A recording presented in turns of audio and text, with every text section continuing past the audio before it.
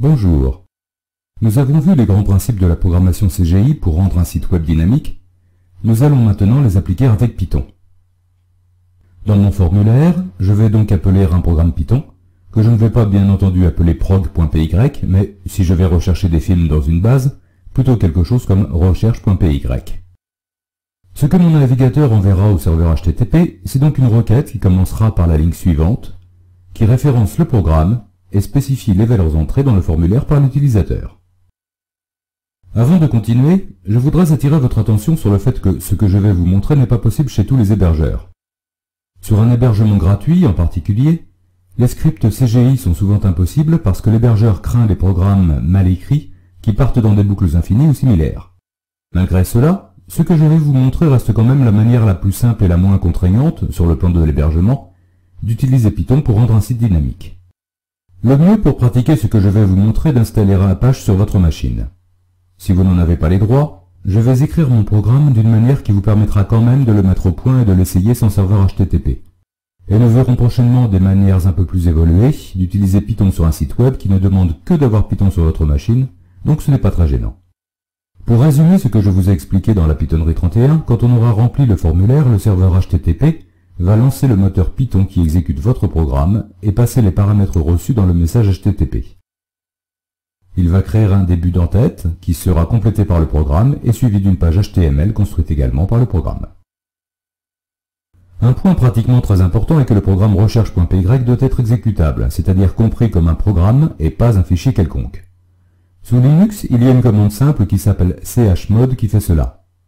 Mais il y a autre chose, qui est commun à la plupart des langages de script dans lesquels un moteur exécute le programme que vous avez écrit, qui est qu'il faut préciser quel moteur sait interpréter ce genre de programme. C'est parfois implicite, du fait de l'extension du nom du programme, mais il est recommandé de le préciser explicitement avec un commentaire spécial. Il faut mettre le dièse du commentaire, suivi d'un point d'exclamation, suivi du chemin complet d'accès au moteur Python, qui sous Windows s'appelle python.exe, et sous Linux Python tout court. Ce chemin dépend de l'installation et de la version sous Windows. Sous Linux, ce sera en général quelque chose comme cela. Un point important, c'est qu'avant de faire lancer votre script par le serveur HTTP, il faut le tester à fond. Comme je l'ai dit, les hébergeurs n'aiment pas du tout, surtout quand l'hébergement est mutualisé, les programmes qui partent dans le décor. Pour les tests, je vais écrire mon programme de manière à ce qu'il accepte bien entendu les paramètres passés par le serveur HTTP, mais également de manière à accepter des paramètres passés sur la ligne de commande si je le lance dans une fenêtre DOS par exemple ou un terminal sous Linux. C'est pour cela que vous pourrez jouer avec, même sans serveur HTTP. Je passerai les paramètres en disant nom égale valeur sans espace, et si j'ai des espaces dans le titre, il me suffira de le mettre entre guillemets. Je vais reprendre la base de films que j'ai utilisée dans les Pythonneries précédentes. Ce n'est pas un vrai système de gestion de base de données, simplement un fichier SQLite que je manipule avec le langage standard SQL. Si ce n'est pas déjà fait, je vous conseille avant de poursuivre, si vous ne connaissez pas SQL, de regarder la Pythonnerie 23, et si vous le connaissez déjà, de regarder la Pythonnerie 24 qui explique la base utilisée, ainsi que la Pythonnerie 25 qui montre comment mon fichier SQLite a été alimenté. Je pourrais ensuite transférer mon fichier vers un serveur web. Mais il y a un souci. Dans mon fichier SQLite, les données sont stockées en UTF-8. Je vous ai déjà parlé des systèmes de codage des lettres et des nombreux soucis que l'on a avec les caractères accentués. Avec l'application graphique que j'ai développée dans les Pythonneries 26 à 27, je travaillais avec une représentation Unicode des caractères. Unicode et UTF-8, cela fonctionne bien ensemble. Avec le web, on va retrouver des problèmes de prise de tête. J'ai ma base de données, ou le fichier qui en tient lieu, j'ai mon serveur HTTP, et j'ai mon programme Python entre les deux. Déjà, quand un « et » par exemple va être envoyé par un navigateur au serveur HTTP, il sera transformé en un code spécial. Ce que va récupérer le programme Python, c'est du texte dans le codage classique en français qui s'appelle latin 1. Il faudra le transformer en Unicode pour comparer correctement à ce qu'il y a dans la base. Mais ce n'est pas tout. Quand on va retrouver les données pour constituer la page web, il faudra transformer les lettres accentuées et les caractères spéciaux en HTML entities pour que le navigateur les affiche correctement. Je vous rassure, il y a des fonctions qui font tout le travail, mais il ne faut pas oublier de les appeler quand il le faut. Commençons donc notre programme en donnant le chemin vers le moteur Python. Les 3 points sont à remplacer par ce qui va bien sur votre machine. Puis l'habituel coding. Attention, coding ne concerne que les caractères qui apparaissent dans le programme que je suis en train d'écrire, dans des commentaires ou du texte. Rien à voir avec ce que je vais récupérer du serveur HTTP ou de la base. Derrière, je vais importer le module 6. Il n'a rien à voir avec la programmation web, c'est pour tester mon programme en passant des paramètres sur la ligne de commande. Pour écrire un programme CGI, en revanche, j'ai besoin du module CGI, et je vais rajouter CGI-TB, qui redirigera les erreurs vers une page web, ce qui aide beaucoup pendant la mise au point d'un CGI. J'ai besoin sinon du module SQLite, et de ce que j'ai écrit pour gérer ma base de films. C'est propre à mon application. Première chose, j'appelle la procédure Enable du module CGI-TB pour activer la capture des erreurs et le renvoi vers la page web. Derrière, je commence par mettre à une chaîne de caractères vides mes deux critères possibles, le titre et le genre. Je vous ai dit que j'allais offrir la possibilité de passer ces critères en argument au programme, il est temps de voir comment. Je vais écrire un tout petit programme de test qui importe le module 6 et imprime ce qui s'appelle 6.argv. Je sauve ce programme dans un répertoire quelconque sous le nom test.py, puis j'ouvre une console DOS, au moins sous Windows, le positionne dans ce répertoire et lance ce programme en le faisant suivre de deux termes. Et je vois que 6.argv est une liste, avec le nom de mon programme, avec tout le chemin d'accès, en position 0, et les arguments derrière. Les barres de division inversées sont doublées simplement parce que c'est un signe souvent utilisé pour signifier qu'un caractère spécial suit. C'est un peu comme les apostrophes qu'il faut doubler en SQL. Comme je vous l'ai déjà dit, si j'ai un espace qui fait partie de mon argument, il suffit que je mette des guillemets autour. Évidemment, après gérer la liste dans le programme est facile. Je reviens à mon programme. Si ma liste 6.argv ne contient qu'un seul élément, ce sera le nom du programme et dans ce cas, je vais supposer que celui-ci a été lancé par le serveur HTTP. Je vais récupérer un objet formulaire en appelant la fonction fieldStorage du module CGI. Cet objet contiendra tous les paramètres reçus par le serveur HTTP. Si j'ai bien quelque chose, sinon c'est que l'on a lancé le programme sans paramètres dans un terminal, je vais utiliser la méthode getValue de l'objet formulaire pour récupérer la valeur du paramètre genre, que j'attends, et je demande, c'est la signification du second paramètre, à avoir un texte vide s'il n'est pas renseigné. Mais je vous l'ai dit, si je ne veux pas être embêté avec ma base de données après, je vais le transformer en Unicode en spécifiant que je transforme depuis la codification latin 1. Même punition pour le titre.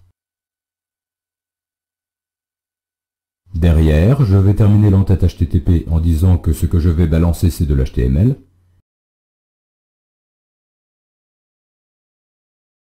Une ligne vide pour indiquer la fin de l'entête, et hop, je suis prêt à cracher du HTML. Maintenant, si j'avais des arguments sur la ligne de commande, là, il faut que je les récupère. Je vais donc boucler sur les éléments de ma liste de la deuxième position, numéroté 1 je vous le rappelle, à la dernière, et je vous ai dit que j'attends mes critères sous la forme paramètre égale valeur. Je vais donc avec la méthode split transformer chaque élément en une sous-liste en séparant sur le signe égal.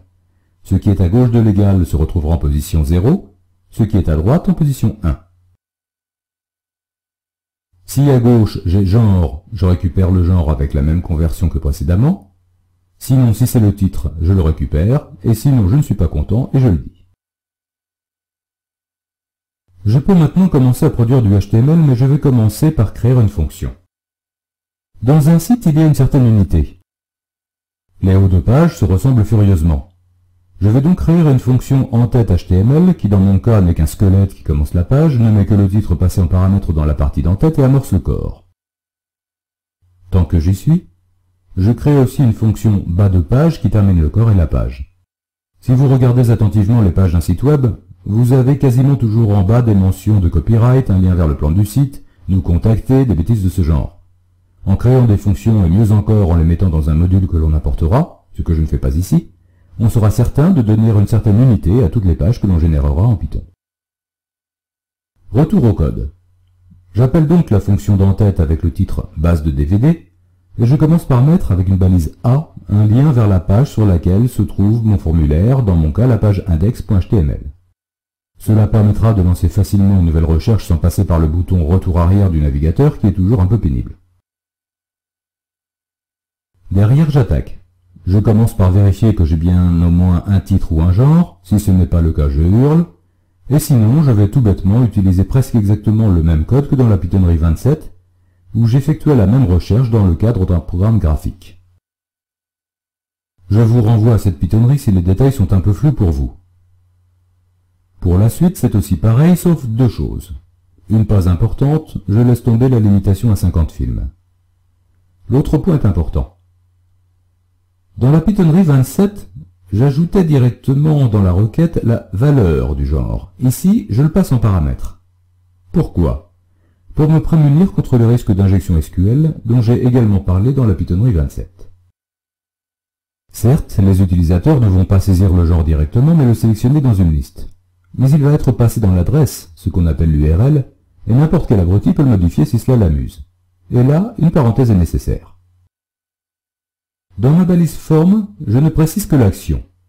Ne rien dire de plus est équivalent à dire que j'utilise la méthode get, c'est-à-dire que je vais passer à mon serveur HTTP un message commençant par une commande get, comme quand je demande une page statique, avec les paramètres associés au programme CGI que j'appelle. Résultat, dans ma barre de navigation, je verrai HTTP suivi du nom du serveur et de tout ce qui suit get dans la première ligne de la commande HTTP envoyée. Mais il y a une autre possibilité. Je peux dire que j'utilise la méthode post, et dans ce cas-là, le message que j'envoie aura une autre allure. Il commencera par post et le nom de l'action, mais le message ressemblera davantage à ceux que retourne le serveur HTTP dans la mesure où ce ne sera plus seulement un en-tête, mais qu'il aura un contenu d'une certaine longueur qui suivra l'en-tête après la ligne vide, et dans ce cas, le contenu sera ce que j'ai saisi dans mon formulaire. Mais alors le navigateur, qui affichera comme dans l'autre cas uniquement ce qu'il y a sur la première ligne du message, ne montrera plus les paramètres. Quand employer l'une et l'autre? L'avantage de la méthode get, c'est que l'on peut ajouter facilement la page à ses favoris et enregistrer en quelque sorte la requête passée au serveur. Si vous créez une boutique en ligne, vous emploierez get pour votre catalogue, que les gens puissent se dire « voilà quelque chose qui me tente, je l'ajoute à mes favoris ». Dans un forum, vous voudrez peut-être aussi que les gens puissent mettre dans leurs favoris des conversations intéressantes. Avec post, plus moyen d'ajouter vos favoris. En revanche, on pourra passer davantage d'informations. Donc, dans un forum encore, quand quelqu'un pose une question ou y répond, là on enverra tout le texte en post. Quand vous entrez votre identification et votre mot de passe, on ne veut pas que ce soit dans les favoris parce que cela ne rimerait plus à rien, donc on va passer en post. Et en plus on va crypter, mais c'est une autre histoire. Mais ne croyez surtout pas que post est plus sûr que get et empêche l'injection SQL. Même quand les données sont passées en post, c'est facile de sauvegarder la page qui contient le formulaire, la modifier et passer ce que l'on veut. Il n'y a pas besoin d'être un génie de l'informatique malfaisant, il suffit d'être malfaisant. Pour conclure, comme il pourrait être intéressant de mettre une recherche de film dans les favoris, j'utilise get, et dans tous les cas de figure, je me protège contre l'injection. Sur le web, il faut être paranoïaque. Comme le disait je ne sais plus qui, c'est facile de se moquer des gens qui sont parano, mais si tout le monde vous en voulait, vous le seriez aussi. Maintenant mon fichier SQLite. Où est-ce que je vais le mettre? Certainement pas sous htdocs, parce que si quelqu'un le demande gentiment, le serveur HTTP va l'envoyer. Je n'ai aucune envie qu'on me vole le fruit de mon travail. Je ne vais pas le mettre dans CGI bin pour une autre raison, c'est un répertoire dédié au programme.